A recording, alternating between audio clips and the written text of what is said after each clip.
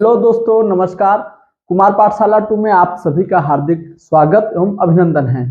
दोस्तों, आज हम आप लोगों को सिखाएंगे समीकरण कैसे हल करते हैं और समीकरण हल करने की 2 विधियों को बताएंगे। तो दोनों विधियों को हम बारी बारी से बताने वाले हैं। पहला है आपका प्रतिस्थापन विधि और दूसरा आपका है विलोपन विधि। तो इन दोनों विधियों को हम बारी बारी से पढ़ेंगे। बारी बारी पे पढ़ने से पहले और वीडियो को स्टार्ट करने से पहले हम आपसे कहना चाहेंगे कि चैनल पर यदि आप नए हो तो चैनल को सब्सक्राइब कर लीजिए और साथ ही साथ में वीडियो को लाइक कर दीजिएगा। आइए हम लोग पढ़ते हैं समीकरण को हल कैसे किया जाता है। देखिए, समीकरण को हल करना है, पहला आपका है प्रतिस्थापन विधि और दूसरा है आपका विलोपन विधि। इन दोनों विधियों को पढ़ेंगे। इसके लिए हमने 3 समीकरण पहले से ले रखा है। पहला समीकरण है x + 2y = 7 और 2x + y = 5। ये हमारा एक ये जोड़ा है, एक ये जोड़ा है और एक ये जोड़ा है। ये इस तरह से हमारे पास 3 जोड़े में ये समीकरण है। और जब भी समीकरण हम हल करते हैं, 2 समीकरणों को एक साथ मिला करके तब हम हल करते हैं कि उसमें x और y का हमें मान ज्ञात करना होता है। तो बारी बारी से अब हम हल करेंगे। तो आइए देखते हैं। सबसे पहले जो हम हल करने वाले हैं वो हमारा है सबसे पहले प्रतिस्थापन विधि। तो प्रतिस्थापन विधि से हल करेंगे। तो देखिए, समीकरण है x + 2y = 7। समीकरण नंबर 1 हो गया आपका। ये हो गया 2x + y = 5। समीकरण नंबर 2 हो गया। ये हमारे समीकरण इसी तरह से जो समीकरण दिया होता है, 2 दिया होता है, दोनों को पहले को हम 1 बना लेंगे, दूसरे वाले को हम 2 बना लेंगे। इस तरह से हम लोग बना लेंगे। अब बनाने के बाद क्या करना होता है? प्रतिस्थापन। प्रति मतलब एक और स्थापन मतलब एक का मान किसी दूसरे समीकरण में स्थापित कर दे या रख दे। जैसे इसमें 2 चर हैं, ठीक, एक x चर है और एक y चर है। तो इन दोनों चरों का हमें मान ज्ञात करना होता है, जिसमें से एक चर का मान किसी एक समीकरण से निकाल करके किसी दूसरे समीकरण में हम रख देंगे। जब किसी एक चर का मान किसी दूसरे समीकरण में रख देंगे तो उसमें दूसरे चर का मान हमें ज्ञात हो जाएगा। चलिए देखते हैं कैसे। समीकरण 1 से,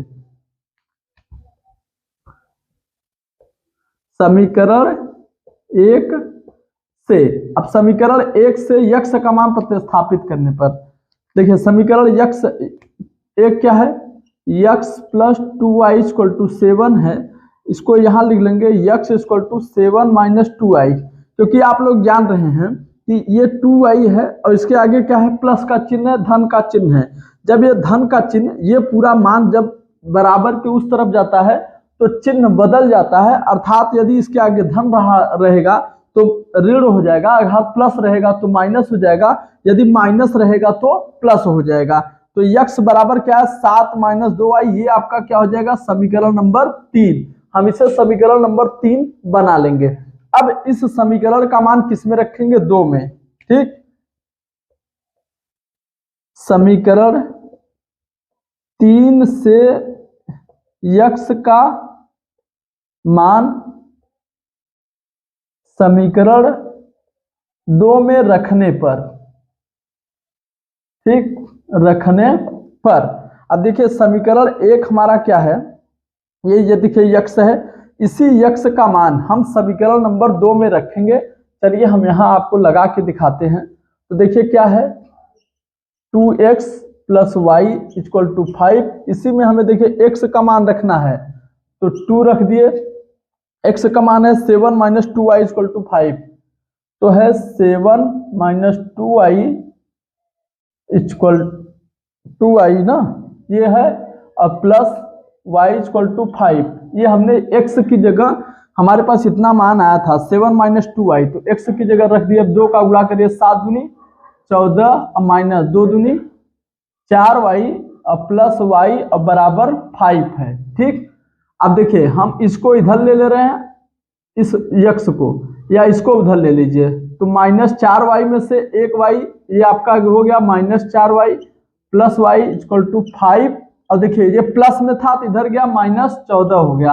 अब देखिए -4y में से 1y निकालेंगे, जोड़ रहे हैं, कितना हो जाएगा? -3y, और 5 में से 14 जाएगा तो -9, 3 से 3 कट गया।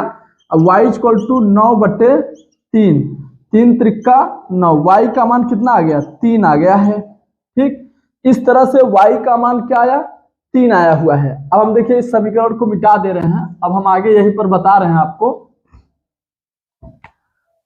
इतना आने के बाद अब देखिए y का मान समीकरण 1 में रखेंगे तो हमें x का मान पता चल जाएगा, या y का मान हम समीकरण 3 में रखेंगे तब पर भी हमें पता चल जाएगा। तो देखिए लिखेंगे इस तरह से, y का मान समीकरण 3 में रखने पर,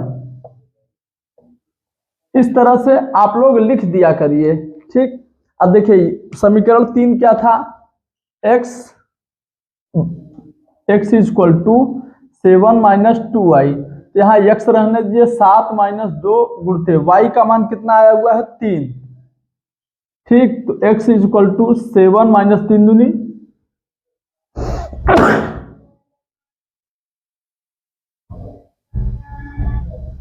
ठीक है, x माइनस 3 दूनी 6, तो x का मान कितना आया 1 आ गया।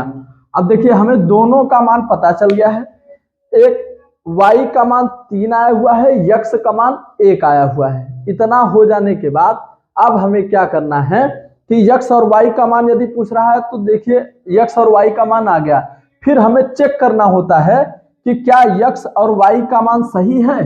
ठीक, तो x और y का मान सही है कि नहीं सही है, तो सत्यापित क्या करना है, सत्यापित करना है।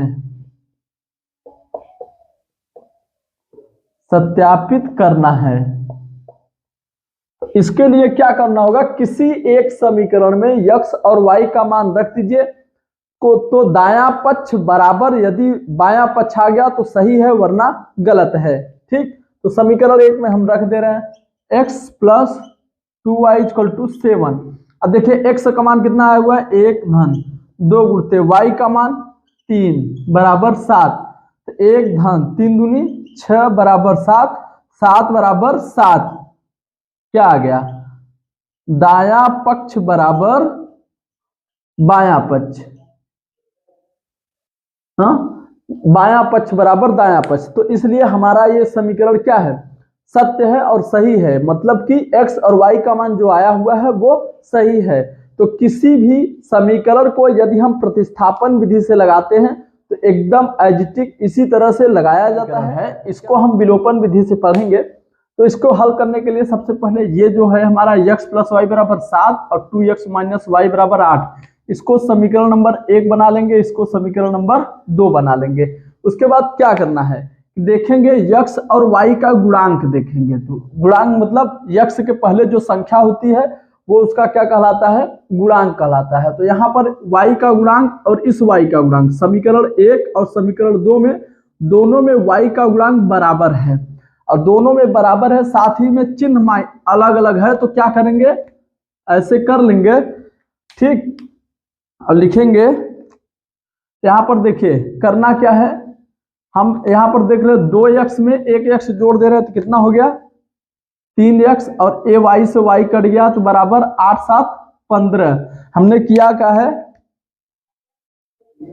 समीकरण 1 धन 2, मतलब समीकरण 1 और समीकरण को दो को क्या कर रहे हैं, जोड़ रहे हैं। तो जोड़ इसलिए रहे क्योंकि यहाँ पर प्लस था यहाँ पर माइनस था, तो बड़े आराम से ये दोनों कट जा रहे थे। ठीक, इसलिए जोड़ दे रहे हैं। तो 3x बराबर कितना आ गया है 15, तो x बराबर कितना आएगा 15/3, 3 पचे 15, x इक्वल टू कितना आ गया 15 आ गया हुआ है, x का मान आ गया आपका।